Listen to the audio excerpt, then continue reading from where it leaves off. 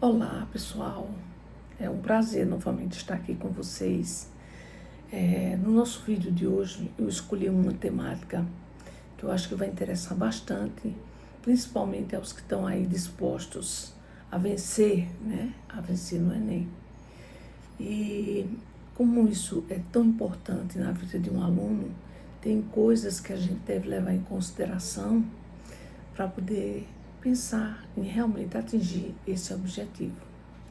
Então, as recomendações que eu vou trazer hoje são recomendações para aqueles que estão a fim de arrebentar no Enem. Então, vamos ver lá quais são essas recomendações. Vamos começar pensando que nós podemos refletir sobre algumas coisas. Por exemplo, a inteligência. A inteligência ela não é privilégio de algumas pessoas.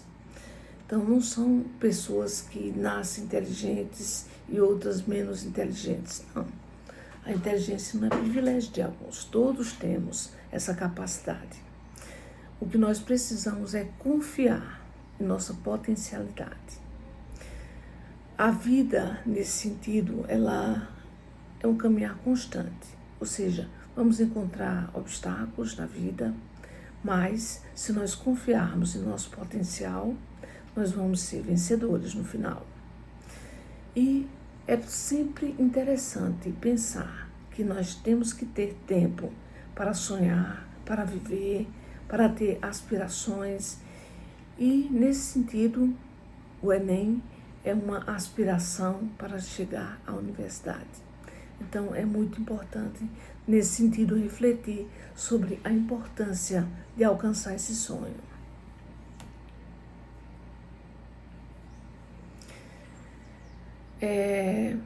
Uma frase muito interessante para a gente refletir, é uma pergunta bem simples, mas ao mesmo tempo bem profunda. Quem inspira você?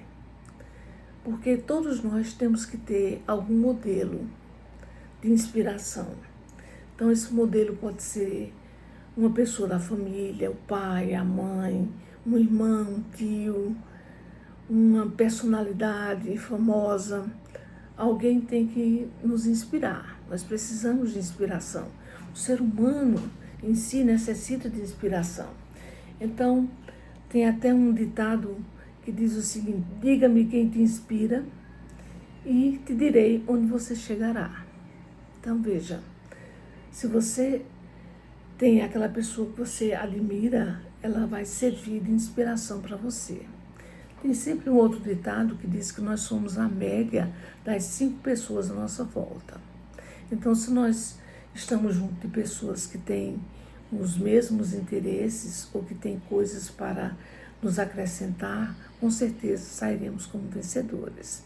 Mas se for o inverso, escolhermos pessoas que não têm as aspirações que a gente imagina ser necessária para o nosso crescimento, então nós vamos embarcar nesse barco furado. Quando a gente fala em pessoas que nos inspiram, é interessante destacar, e eu vou chamar a atenção aqui, para algumas pessoas que têm tudo para dar errado. E aí é interessante pensar, porque muitas vezes nós temos tudo para dar certo e, ao mesmo tempo, não temos autoconfiança. Então, vamos pensar num exemplo bem interessante, é o exemplo do autor Machado de Assis. Machado de Assis, ele tem uma história bem triste sobre alguns aspectos e vitoriosa sobre outros aspectos. Com relação à vida e à obra dele, ele foi fundador e primeiro presidente da Academia Brasileira de Letras, autor de obras imortais como Dom Casmurro, Memórias Póstumas de Brás Cubas, O Alienista. Ele foi fundador do realismo brasileiro, foi funcionário público de destaque em ministérios, ganhador do grau de Cavaleiro da Ordem da Rosa pelas mãos do próprio imperador do Brasil. Agora, isso nós estamos vendo aqui como se fosse o currículo de Machado de Assis. Mas aí surge uma pergunta: quem foi realmente Machado de Assis? Porque agora nós temos em mão o currículo dele. Mas quem foi até ele chegar a esse currículo? Então é interessante a gente fazer uma viagem aqui bem rapidinho pela história de Machado de Assis. O nome de Machado de Assis é Joaquim Maria Machado de Assis. Ele era filho de pai negro, escravo, o pai dele era negro, escravo, e a mãe tinha origem portuguesa. Os pais eram pobres, moradores de favela no Rio de Janeiro, e tinha 2 agravantes na vida de Machado de Assis. Ele era gago e epilético.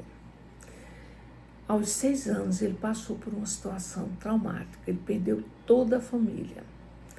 E isso ele perdeu entre os 6 e os 12 anos. Então, ele ficou órfão. Com relação à vida dele, à vida escolar dele, ele sempre estudou em escola pública, mas ele se destacou no ensino de latim e de francês. Vale lembrar que na época de Machado de Assis, essas 2 línguas eram línguas que eram pronunciadas, né, pela elite brasileira. Então, o latim e o francês eram 2 línguas que só falava pessoas que frequentavam a alta, né, vamos dizer, a elite brasileira, né? Ele também trabalhou em tipografias e livrarias, isso ajudou bastante, porque ele desempenhou o seu papel muito bem e desenvolveu o interesse pela literatura. E, a partir disso, ele foi chamado para colaborar em vários jornais e revistas. Então, essa história foi a história de Machado de Assis. Se nós olharmos, né, para o currículo, a gente vai pensar, não, deu tudo certo. Mas se nós olharmos para a história de Machado de Assis, nós podemos destacar vários pontos que fariam com que ele não desse certo. Então, tinha muito mais pontos contra do que a favor. Vamos ver uma outra história. É a história de Malala Yousafzai. Malala é conhecida, né, por ser uma ativista, e Malala tem uma história bastante trágica também, mas é um exemplo para a gente pensar antes de desistir dos nossos sonhos. Malala, ela tem como histórico ser uma menina pobre no Paquistão. Então, é um país que tem um regime, né, religioso muito rígido. É um país que é dominado pelo grupo extremista islâmico. E na época de Malala, tinha um decreto de que as meninas não podiam frequentar a escola. E Malala desafiou esse decreto e passou a frequentar a escola. E as meninas, na época, eram vistas como sendo pessoas que deveriam ser educadas em casa, na vida doméstica, e não na vida intelectual. Agora, conta a história que Malala, uma certa vez, ia para a escola dentro de uma van, de uma Kombi, e os soldados entraram e perguntaram quem era Malala. E as pessoas que estavam dentro apontaram para ela. E foi disparado tiros contra ela. Inclusive, um desses tiros foi na cabeça. E Malala quase morreu.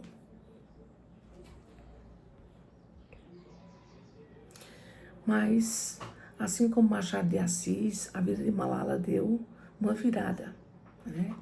Então, ela conseguiu virar, né, essa situação que estava tão ruim para ela. Malala não desistiu dos seus sonhos. Em 2014, o Comitê do Prêmio Nobel anunciou Malala como Prêmio Nobel da Paz. Ela recebeu esse prêmio aos 17 anos. E seu discurso é muito interessante, até mesmo arrepiante. Malala, ela descreveu que aquele prêmio para ela era uma honraria, mas não uma honraria para ela. Era uma honraria que ela dedicava a todas as crianças esquecidas pelo mundo afora, todas as crianças que eram impedidas de estudar, de todas aquelas que queriam paz e de todas aquelas que desejavam mudanças no mundo. Aí a gente para pensar em tantas crianças e adolescentes que têm toda a liberdade no nosso país de estudar e muitas vezes não dão valor a isso. infelizmente. Vamos ver uma outra situação para servir de exemplo para a gente. A gente está vendo situações bem diversificadas. Agora nós vamos trazer a história do primeiro-ministro da Inglaterra, Winston Churchill. Winston Churchill, ele tem uma história bem diferente, mas no final a gente vê que chega ao mesmo propósito. Primeiro, ele não precisava passar por nenhuma dificuldade. Ele era filho de uma família tradicional da Inglaterra, a segunda família mais rica da Inglaterra. Então, ele não precisava nem fazer esforço para ter as coisas na vida, porque a vida dele já estava garantida. Mas ele era muito sonhador e ele queria participar, sim, das coisas do seu país, das atitudes, dos dramas, da juventude do seu tempo. Ele queria participar de tudo. Ele era uma pessoa bastante ativa e sonhadora. A vontade de vencer era tão grande em Churchill, que ele decidiu que escreveria a própria história. Ou seja, ele não seria conhecido apenas por ser pertencente a essa família rica da Inglaterra. Não, ele construiria sua própria história. Então, muito cedo, ele já entrou no exército inglês, aprendeu a pilotar aviões e sofreu até um acidente e quase o matou. Isso em 1919. Com 20 anos, ele foi correspondente de guerra em Cuba, lutou no Afeganistão e lutou também contra o grupo imperialista da África do Sul. Ele elegeu-se deputado da Câmara dos Comuns e no ano de 1914 ele teve uma grande participação na Primeira Guerra Mundial.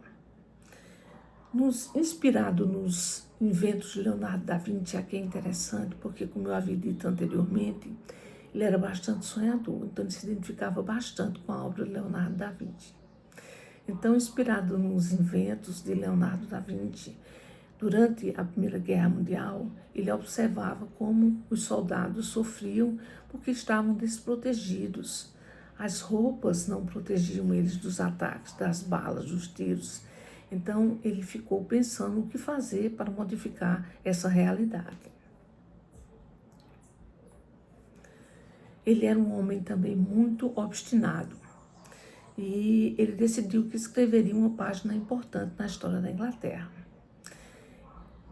Um fato muito interessante é que Churchill, ele não se deixou enganar por Hitler. Na época da Segunda Guerra Mundial, muitos países estavam convencidos de que Hitler não era uma ameaça tão grande assim, era apenas muito falatório, mas Churchill não se enganou a respeito dele. Segundo a bibliografia dele, ele chega a visitar Hitler e ele não é recebido por Hitler.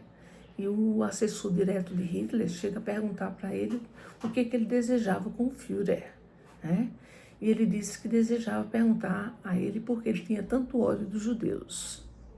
Mas ele não foi recebido para ter essa resposta. Ele foi, devido à sua obsessão em mostrar para as pessoas que Hitler não era aquela pessoa que eles imaginavam, que ele não era o bonzinho, que ele se passava, que ele não queria o bem da humanidade, ele foi taxado de louco em seu país e acusado, inclusive, de favorecer a guerra, de estar instigando a guerra. Mas, nesse ínterim, ele foi eleito primeiro-ministro da Inglaterra. E ele manteve os ingleses unidos e conquistou o apoio dos Estados Unidos durante a Segunda Guerra Mundial.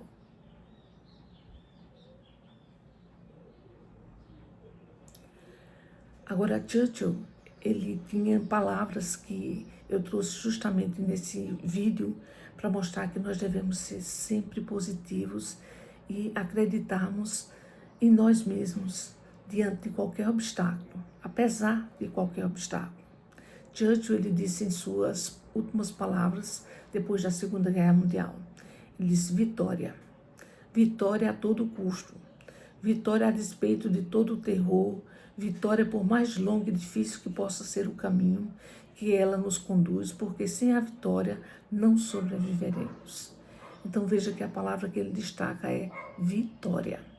Então, Cada um de nós tem que ter em mente essa palavra vitória quando a gente pensa em atingir um alvo, quando a gente pensa em conseguir alguma coisa na nossa vida, algum objetivo. Então, vitória é a única opção. Churchill nos deixou essa mensagem, não há outra, a não ser a vitória. É interessante lembrar, né, que esses 3 exemplos, embora de países diferentes, de situações diferentes, todas nos mostram um seguinte exemplo: é preciso realmente buscar atingir os nossos objetivos. E nem que apareçam inúmeras dificuldades, apareçam embates no caminho, apareçam dificuldades no percurso, nós temos que lembrar que é aquilo que a gente quer e é aquilo que a gente vai buscar. E como disse Churchill, vitória, vitória sempre. Então, no final de tudo, vamos pensar e nos lembrar que lutamos por uma causa que gostaríamos muito de alcançar e alcançamos. A diferença entre o sucesso e o fracasso está no grau de comprometimento. Essa frase, ela é muito interessante, ela destaca 2 palavras, sucesso e fracasso. Então, muitas vezes, essas palavras dependem de nós, atingirmos o sucesso ou sermos um fracasso. Se somos aquelas pessoas que sempre pensam, eu não vou conseguir, é muito difícil, a concorrência, isso, aquilo, estamos fadados ao fracasso, realmente. Agora, as pessoas destinadas ao sucesso são aquelas que, apesar dos percalços, não conseguiram da primeira vez, conseguem da segunda vez, mas não desistem da luta. Vão lembrar-se sempre das palavras de Churchill: vitória, custe o que custar, eu vou conseguir, e assim será. As maiores causas de fracasso. Um autor muito famoso chamado Napoleão Hill, ele lista algumas das maiores causas de fracasso das pessoas. Então vamos ver algumas delas.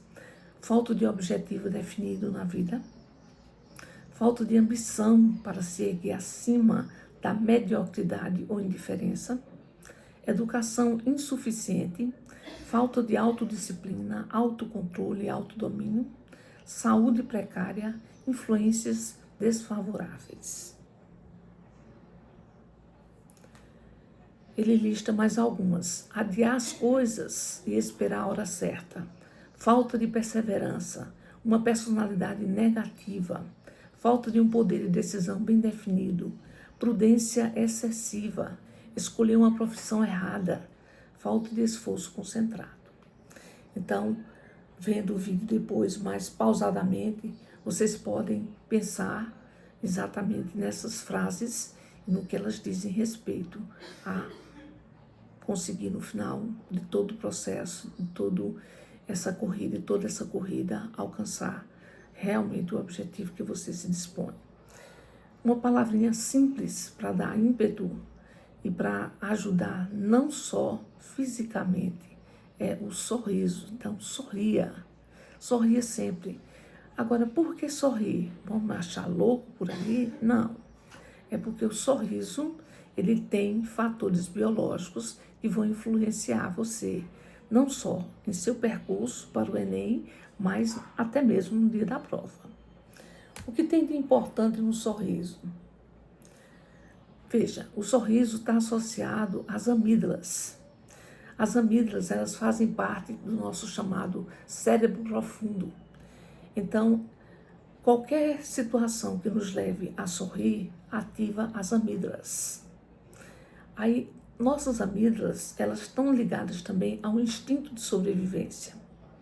Então, elas estão associadas ao cérebro na parte de lembranças e experiências que guardamos. E essas lembranças e experiências geralmente trazem uma carga emocional que está associada à estrutura, às amígdalas. Então, a gente pensar que as amígdalas estão associadas apenas ao ato de comer, né, ao sistema digestório, não, as amígdalas estão associadas, são glândulas associadas ao sistema cerebral e estão associadas exatamente às emoções, tanto as emoções boas quanto as emoções ruins. Então, ela provoca, quando você sorri, ela provoca alguns efeitos. Também pode provocar alguns efeitos em outras situações. Um desses efeitos, desculpem, é aceleração do coração, aumento do ritmo de respiração, liberação de hormônios do estresse que nos levam ao pânico. Então percebam, as amígdalas, elas podem nos trazer uma sensação boa através do sorriso, trazendo memórias boas, memórias que nos deixam satisfeitos, alegres, mas também as amígdalas são responsáveis por reações que vão dificultar a nossa vida em determinada situação. Então, como vocês viram, são várias. Aumento do ritmo cardíaco, por exemplo, da respiração e o pânico. Então, você está diante da prova e começa a se instalar essas emoções. Então, essas emoções não vêm do cérebro, essas emoções vêm das suas amígdalas. Então, são elas que estão provocando essas ações. E daí, com essas ações em mão, você, claro, vai ser prejudicado na sua prova. Porque em nada essas emoções vão ajudá-lo a raciocinar, a pensar com frieza e a realmente desenvolver ali sua prova com tranquilidade. Então, faça o seu cérebro guardar memórias boas. Para o dia da prova, não leve memórias ruins. Se você estiver com algum problema, se você estiver com alguma mágoa, se você estiver com alguma situação que está deixando você desconfortável, um conselho das amígdalas: resolva essas coisas, porque senão no dia da prova elas vão trazer isso à tona para você. Aí vão trazer no sentido negativo. Já se você levar as boas memórias, chegar feliz, com boas lembranças, só colocando boas coisas na cabeça, ela vai lhe trazer o sorriso e a tranquilidade que você precisa. Agora, para que a gente tenha assim um percurso mais organizado para se preparar para o Enem, primeiro nós vimos que a gente precisa ter exemplos. Esses exemplos podem ser pessoas próximas a nós, mas também podem ser personalidades que você pode se inspirar. Vimos agora que nós temos um fator físico, que é as amígdalas, que não atuam somente fisicamente no processo digestório, mas que estão ligadas ao cérebro e que podem influenciar a nossa vida nesse momento tão importante, porque podem nos trazer lembranças boas, portanto, boas reações, ou podem nos trazer lembranças ruins, portanto, situações ruins, como o pânico, por exemplo. Então, como orientações, a gente tem que pensar o seguinte: o cérebro, ele é altamente criativo. Por isso, ele não gosta de coisas, situações que se prolonguem por muito tempo. O nosso cérebro, ele é inquieto. O nosso cérebro, ele não, literalmente, como é que está, que ele não gosta das coisas que ficam estagnadas. Ele precisa de estímulo, precisa de situações novas para que ele possa realmente se desenvolver. Quando a gente é uma pessoa parada, estagnada, quando a gente vai estudar, por exemplo, dando um exemplo mais prático, e a gente insiste naquela matéria, insiste o tempo todo nela, o cérebro fica cansado. E ao ficar cansado, ele vai ficar estagnado. Então, não pense que essa aprendizagem vai favorecer o cérebro, porque não vai. Ele precisa de mudanças. Por isso que a gente precisa estar mudando as disciplinas quando está estudando para o Enem, para que o cérebro não fique cansado de determinada disciplina, de determinada rotina. Por isso, você deve colocar um certo limite no estudo das matérias. Nosso cérebro não suporta muito tempo o estudo. Então, alunos que, por engano, pensam: eu estudei 4 horas, você só vai reter no máximo 1 hora de estudos. O cérebro não retém. Além disso, ele cansa, ele fica estagnado e você não consegue lembrar. Na hora que você precisar, você vai lembrar que estudou, mas talvez você não lembre com detalhes aquilo que estudou. Por quê? Porque seu cérebro tem a tendência de estagnar com aquilo que é rotineiro, com aquela situação que faz com que ele fique cansado, né?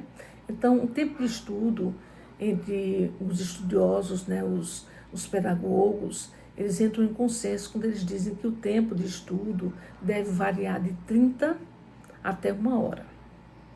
Agora, como são muitas matérias, a gente sabe que tem que estudar realmente, então o que fazer para que o cérebro não fique tão cansado? Mudar as disciplinas. Pelo menos mudar as disciplinas, dar um tempo de vez em quando, parar um pouquinho de vez em quando, para que seu cérebro não entre nesse estado de não assimilar mais nada, né? Então, estude as disciplinas pelo campo de afinidades. Então, o campo de afinidades é o que faz a distribuição das disciplinas por áreas cognitivas. Essa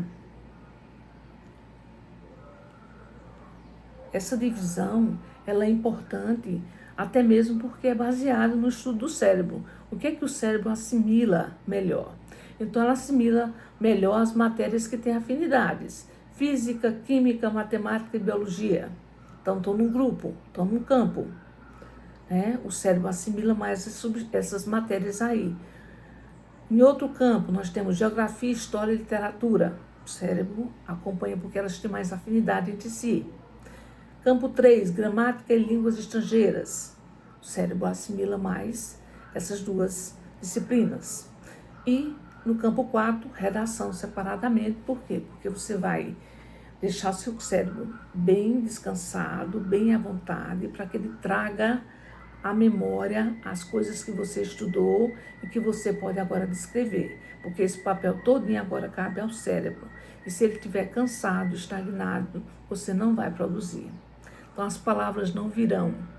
Então, se essas palavras não virão, como você vai desenvolver uma redação? Então, você precisa lembrar que tem um antes. E o antes é o tratamento que você dá ao seu cérebro. Uma quarta orientação é como evitar o branco na hora da prova. É muito interessante, né? Até pensando em termos de uma folha, né, de papel em branco, então o cérebro pode ficar nesse estado. Uma folha de papel em branco. De repente você pensar, estudei tudo, estudei muito e agora não lembro de nada. Então, o que fazer para evitar, né, que o nosso cérebro ele se comporte dessa maneira, como uma folha de papel em branco? Então, veja, quando nós ficamos relaxados, vamos retomar aquilo que nós já havíamos falado. Nossas amígdalas entendem que estamos numa situação confortável. E então podemos usar todo o nosso conhecimento adquirido e sentir todas as boas emoções que trazemos acumuladas ao longo dos anos. Então percebam, quando ficamos relaxados, nossas amígdalas, elas trabalham a nosso favor, trazendo as boas lembranças, deixando a nós em um estado mais confortável, controlando os hormônios, controlando sensações de pânico, de insegurança. Então, as amígdalas, nesse sentido, vão trabalhar a nosso favor. Caso contrário, se estivermos carregados de situações pesadas, de conflitos, as amígdalas vão trabalhar ao contrário. Vão trazer situações que não podem acontecer na hora de uma prova, como, por exemplo, o pânico, ou esquecer totalmente, como foi dito aqui, os conteúdos estudados e se transformar numa folha de papel em branco. No terceiro passo, entenda que na hora da prova você precisa ficar atento e relaxado. Embora faça com que isso vai fazer com que suas queridas amígdalas entendam que você está vivenciando um momento importante, mas também está totalmente isento de perigo. Fixe sua concentração no propósito do momento, reeduque suas emoções, olhe ao redor, respire profundamente e sorria. Então veja, nesse terceiro passo aqui a gente entende bem direitinho o papel das amígdalas. Na hora da prova é preciso ficar atento, mas relaxado. Vamos lembrar que as amígdalas trabalham ou contra ou a nosso favor. Nós queremos que ela trabalhe a nosso favor, né? Então, para isso a gente tem que estar bem tranquilo para evitar situações que nos tragam medo, nos tragam sensação de pânico, de perigo. Então a gente tem que se fixar naquele momento, se concentrar naquele propósito. As emoções, reeducar, respirar fundo, né? Aí você pode fazer aquele exercício que é comum, conta até 10 vezes, depois descansa. Quando vier se instalando o pânico, você respira bem fundo, conta até 10, e aí você vai controlando a sensação de pânico para que as amígdalas não tomem conta dessa situação. Elas precisam trabalhar a seu favor. E aqui no texto trouxe uma coisa muito interessante. Sorria. O sorriso, como eu tinha dito, é mais uma das coisas que vai ajudar você nesse percurso. Por que sorriso? Porque o sorriso, ele move muitos músculos e ele traz a sensação para as amígdalas de que tudo está bem, de que você está feliz. Então sorria. Mesmo que as pessoas do lado não entendam porque você está sorrindo, sorria. Você não está debochando de ninguém, você está feliz, está fazendo uma coisa que vai trazer satisfação. Então, entenda aquilo que a gente aprende na escola. A biologia, ela sempre está certa. Então, quando ela diz que as amígdalas podem ser nossas amigas, elas estão certas. Agora, para isso, a gente precisa ajudá-las. Então, o sorriso é uma das maneiras de ajudar.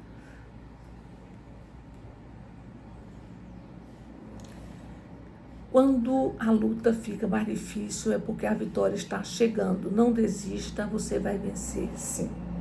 Então, veja, quando a luta fica mais difícil, vamos lembrar de pessoas como, por exemplo, Winston Churchill, que passou por 2 guerras mundiais. Então, quando a situação está cada vez mais difícil, aí a gente vê aqui, não desista, a vitória está chegando. Então, com certeza, a gente tem aqui material para pensar, né, no que pode ser feito até o dia da prova. Então, eu desejo a todos que estejam muito bem com suas amígdalas, com suas emoções e uma excelente prova. Deixo aqui meu cheiro para todos vocês.